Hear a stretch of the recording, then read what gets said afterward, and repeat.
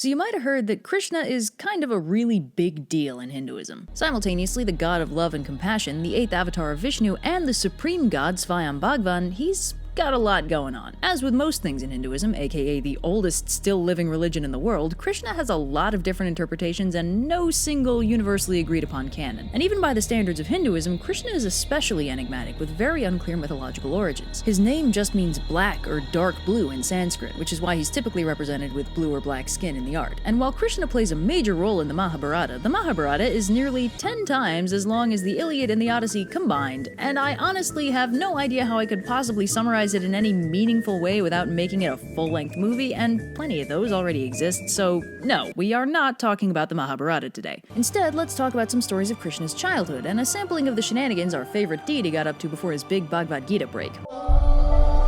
As with most people, Krishna's story begins well before he's officially born, when two people who love each other very much decide to make a baby together. But in this case, there's a third party involved, Vishnu. See, Vishnu is the supreme deity of preservation, flanked by the creator deity Brahma and the destroyer deity Shiva, and it's basically his job to preserve the cosmic order of things. When it looks like things are going out of whack, Vishnu incarnates as a Dashavatara to set things right. In this case, there are just too many gosh darn evil kings running around, and someone's gotta do something about it. One such evil king is a guy named Kansa, and he's got a sister Devaki who marries this other guy Vasudeva. But on their wedding day, a divine voice helpfully and loudly informs them that Devaki and Vasudeva's 8th son will end Kansa's rule and kill him. Kansa responds to this prophecy with the characteristic level-headedness expected from an evil king by imprisoning Devaki and Vasudeva in the dungeons and killing each of their kids as soon as they're born. Things get a little weird starting with kid number 7. See, when he's first conceived, Vishnu intervenes and relocates his little fetus body from Devaki's womb to a safer location, Vasudeva's first wife, a lady named Rohini. The kid is thus born safely outside the dungeon and is named Balarama, and he also plays a role in the Mahabharata later on. Also, Balarama is either another avatar of Vishnu or an avatar of the Naga king Shesha, depending on who you ask. Forget about him for now, because it's Krishna time, baby. So the 8th baby is born while Devaki's asleep, and Vasudeva wakes up and finds that the prison is magically open and the guards are all asleep. Guided by some helpful divine intervention, Vasudeva runs with the baby to the town of Gokul and swaps the baby Krishna for the newborn daughter of another couple, Yashoda and Nanda, so that Krishna will be safely out of Kansa's reach, but the king won't get suspicious about a missing baby. Vasudeva returns to the prison with the girl. When Kansa comes to kill the kid, the baby turns into the warrior goddess Durga, tells Kansa his destroyer's already been born and he's basically boned, and then vanishes. So Kansa starts freaking out, Devaki and Vasudeva chill in prison and wait for their absent kid to save them, and baby Krishna begins his childhood.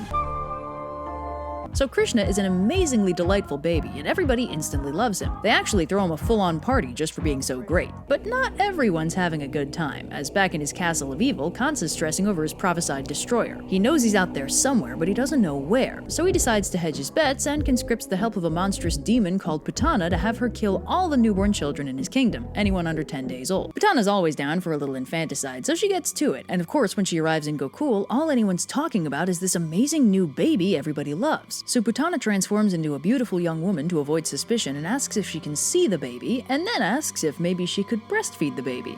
A little weird, but okay, I guess. But Putana isn't just being a weirdo. She's actually poisoned her boobs. How dastardly. But baby Krishna doesn't die. Instead, Putana starts feeling kinda woozy, because as it turns out, Krishna's skipping the milk and going straight to drinking Putana's life force. Yet another reason why babies are terrifying. Putana freaks out and tries to shake him off, even reverting to her true form to try and scare him, but Krishna is determined to get a good meal in, and Putana full-on dies. So that's Krishna's first foray into using his phenomenal cosmic powers to eat stuff he probably shouldn't. Next up, dirt. What, you thought I was joking? So Balarama and the other kids are eating fruit off the trees, but Krishna is an itty-bitty toddler and can't reach the fruit. So instead of being left out, he starts eating mud. Balarama runs to tell Yashoda that Krishna's eating mud, and when she tells Krishna to open his mouth and show her, he reluctantly does. And instead of the expected small number of baby teeth and a large amount of dirt, Yashoda sees the entire universe. I think that's when you close the toddler's mouth and walk away. So Krishna continues his adventures in eating things he's not supposed to, this time with the butter his mother is making. Krishna's way into butter, it's like a whole thing. So while he's waiting for her to finish churning it so he can figure out how to steal it, a fruit seller comes to the door selling mangoes, and Krishna's father Nanda gives her a full basket of grain in exchange for some of the fruit. Krishna thus learns the valuable capitalist lesson that grain can be exchanged for mangoes, and since he's super hungry already, Krishna decides to hold off on the butter because it's mango time. So he grabs two little baby fistfuls of grain and runs after the fruit seller, but as he offers her his grain in exchange for sweet mango mango-y goodness, he realizes his little baby hands are barely holding any grain. As he's fretting, the fruit seller sees his distress and just gives him an armload of mangoes anyway. Because, let's be real, when a toddler gives you a handful of something, you probably don't want to eat it anyway. Krishna is so grateful that the fruit seller's basket of grain suddenly transforms into a basket of gold and jewels. Turned out better than most trays with toddlers.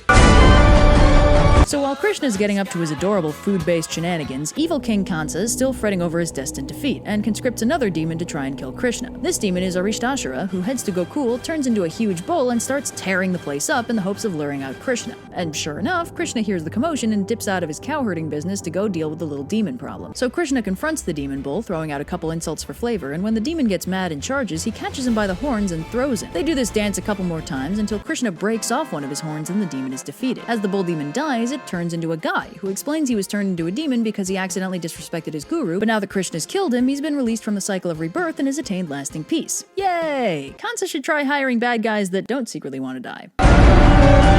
So Kansa keeps sending demons to kill Krishna, and it keeps not working, and eventually he's at the end of his rope and decides if you want someone killed right, you kill him yourself. Or rather, you get him in a wrestling ring with two unbeatable wrestlers and have them kill him themselves. So Kansa arranges a great big wrestling festival thing and invites the now teenaged Krishna and Balarama to attend. Of course, this quickly becomes the Everybody Loves Krishna festival, like most events Krishna attends, so he's having a pretty good time in spite of the whole evil tyrant king situation. So this wrestler, Chanura, is a really big guy, and even though you're not supposed to kill your opponents in these wrestling matches, he's so big and strong that he often kills them anyway just by pinning them down. And on Kansa's orders, he goes to challenge Krishna so he can accidentally kill him too. But even though he keeps taunting Krishna, trying to goad him into the ring with him, Krishna's got that kind of supremely indestructible chill that comes from being the flawless living incarnation of a vast and powerful deity, and Chanura's not having any luck getting under his skin. Although when he insults Krishna's dad, Krishna takes it as a matter of greater honor and agrees to wrestle with him. Meanwhile, a second champion wrestler, Mushtika, tries to taunt Balarama into the ring, which works immediately because Balarama has no chill, and also he instantly breaks Mushtika's neck. Chanura barely has time to wonder if he possibly made a mistake before Krishna breaks his neck.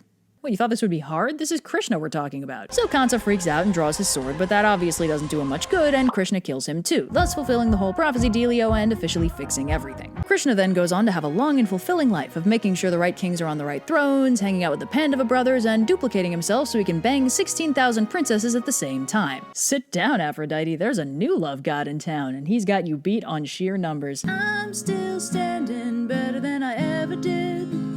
Looking like a true survivor, feeling like a little kid.